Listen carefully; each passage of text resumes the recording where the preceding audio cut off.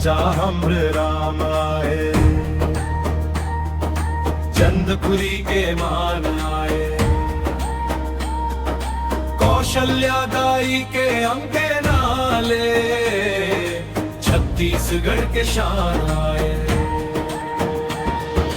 भांचा हमर राम आए, जन जन के पहचान आए, धरती मैया के कोरा माँ,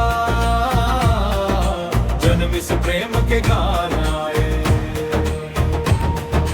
चंदखुरी के माटी बोले राम राम दिन रात, कौशल्या दाई के महिमा ले जगमा बड़िस बात। अवधपुरी के राजा बन गए धर्म के रखवार, फिर छत्तीसगढ़ कही थे हंस के भांचा मोर दुलार।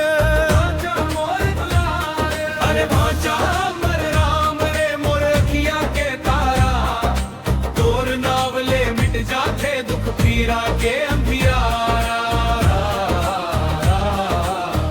जय सिया राम जय सिया राम, गूंजे चारों धाम, छत्तीसगढ़ के कण कण गाते भांचा भांचा हमरा। हर पापेरी गीत सुनावे महान दी बहगान, जंगल पहाड़ खेत खार मम गूंजे राम के राम, गूंजे राम के राम। मांदर बाजे झांझर बाजे नाचे गांव समाज, भांचा आए मामा घर ला भाग खुलीस आज, भाग खुलीस आज। वन वन भटके दुख सही सही राखिन धर्म के लाज, रावण जैसन अभिमानी के तोरिन झूठे ताज, तोरिन झूठे ताज।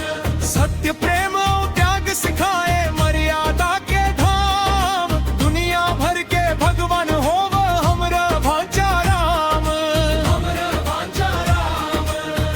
जय सिया राम जय सिया राम, गूंजे चारों धाम, छत्तीसगढ़ के कण कण गाते भांचा भांचा